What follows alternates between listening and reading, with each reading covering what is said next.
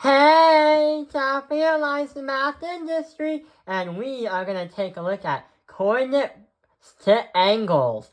So what we're going to do is we're going to see another way of how we can graph an angle by using a coordinate. So let's get started. Right over here is a coordinate plane. And the crazy thing is there are 4 points right here, here, and here. The question is, if I were to draw an angle from here and it touches the point -6, 8, what is the angle going to be? So right over here, we're going to draw an actual line that goes here. Then it strikes right here. And we're going to call that the angle. So how wide is the angle measurement? Well, our math teacher told us to experiment with this. Some people use trigonometry. I tried to use a circle to go around it and then find the angle. And some other people tried to use algebra. But here's what happens. Notice how if you take a look at the angle, and if you take a look at quadrant number 2, there is an angle forming here that you can find. And then you can find the much larger angle right over here. What can we do? Yeah, we can use the numbers -6 and 8 to help us understand what to do next. In fact, the coordinate is actually helpful when you make a triangle. You can make a triangle to solve this problem. So for example, if I did this and if I did this, it is saying that this moved -6 to the left and 8 units up. So see, we've made a right triangle. And if we were to find out what the missing angle is, we can find one missing angle to find the other. We can find this missing angle right here. Because if we know that's touching pi, or aka 180 degrees, if we find this angle, then we know how to find a much larger angle right here. So using Pythagorean theorem, we can definitely say that 8 and -6, well, ignore the negative for now. 8 and +6 is going to create a +10. So the radius, or this hypotenuse, is going to be 10 units, which makes a perfect right triangle. The crazy thing is, the reason why I said the word radius before is because you can put a circle around it and then find the inner angle, but that is much harder to do, and that requires more steps. But that is something that you can definitely do. If you typed on a calculator to find the tangent 8 divided by 6, then right here is going to be around 54 degrees. My drawings and my numbers are not 100% accurate in terms of the 54 and containing decimals. I just rounded the measurement to 54 as the whole number. If that is 54, and we know that these two are supplementary angles that add up to 180 degrees, then we can say that this one right here is going to represent 180 minus 54 is going to be 126 degrees. Bam! Done! So right here, this gigantic angle is 126 degrees.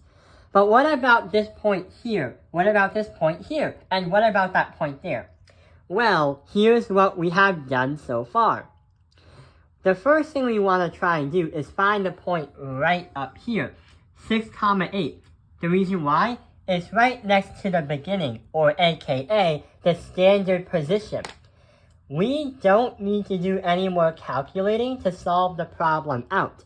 Because over here, when we found 54 degrees that goes from here to here, we found a reference angle. And the funny part about reference angles is they can reference how many degrees from the line here all the way to the x-intercept, or the x-axis. not the x-intercept.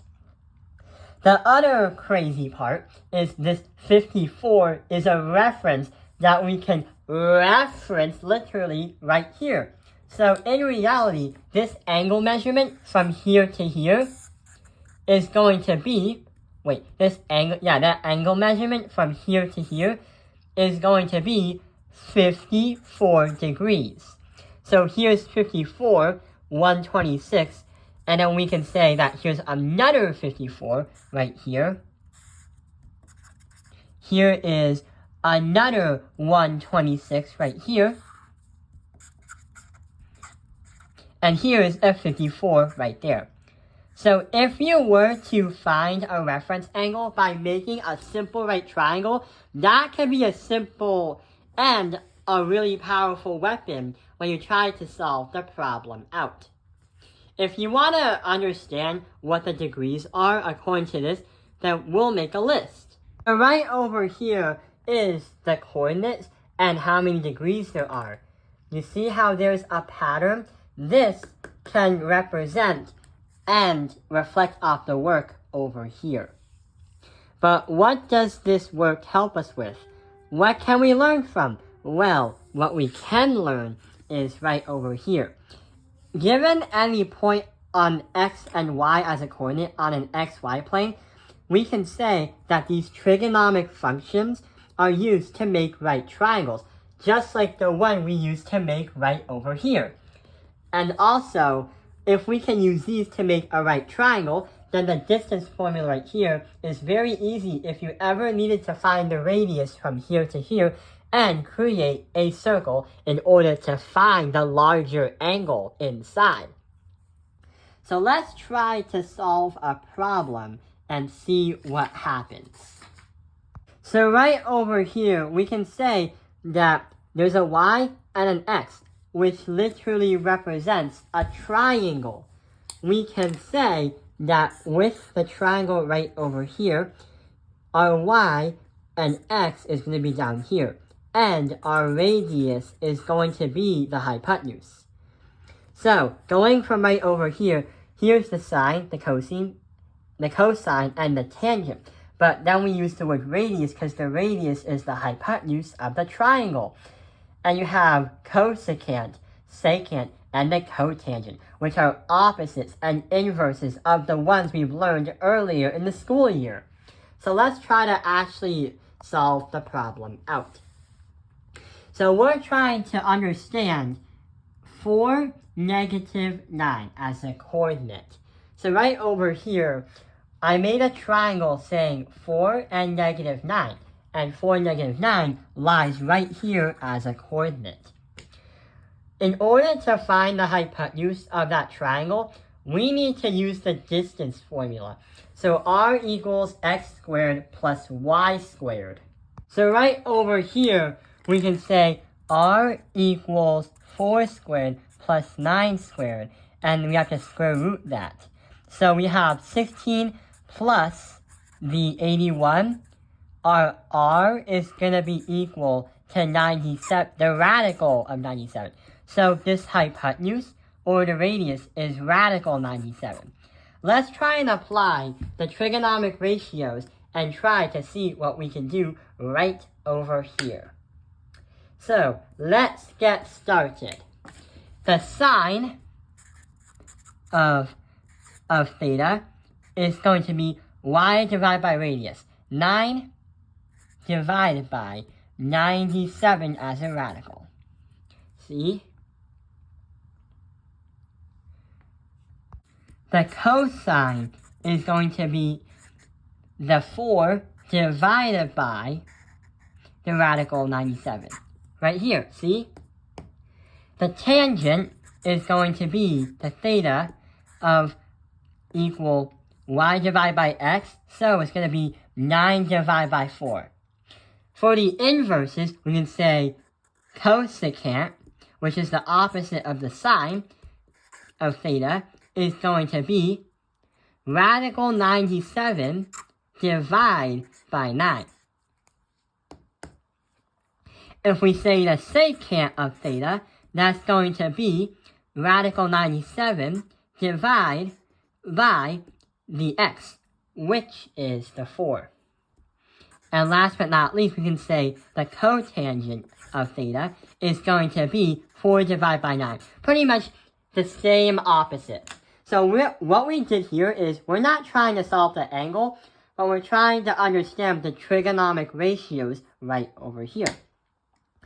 If you ever wanted to learn about a pattern that can help you understand this right over here for future problems in case they may be a lot tougher on your math test or your math exam, then here's what we can say. So right over here, I made another chart. What it says is in the next video, where you learn about the positives and negatives for the sine, cosine, tangent, cosecant, secant, and the cotangent. In quadrant 1, everything's positive. In quadrant 2, sine is positive and the cosine and tangent are negative. Quadrant 3, the sine, the cosine are negative and the tangent's positive. The sine and the tangent are negative, but the cosine is positive. So we'll learn about that more in the next video as we dig deeper on how we can encounter multiple different problems involving angles and coordinates when you graph them.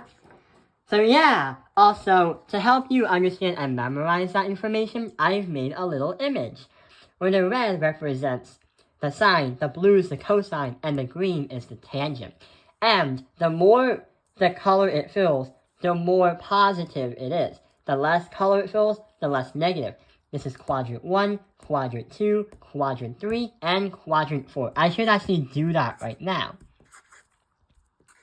So yeah, that concludes today's video. I hope this video has helped you understand coordinates to angles. Thank you for watching Tao Finger Life's Math Industry. Like and subscribe.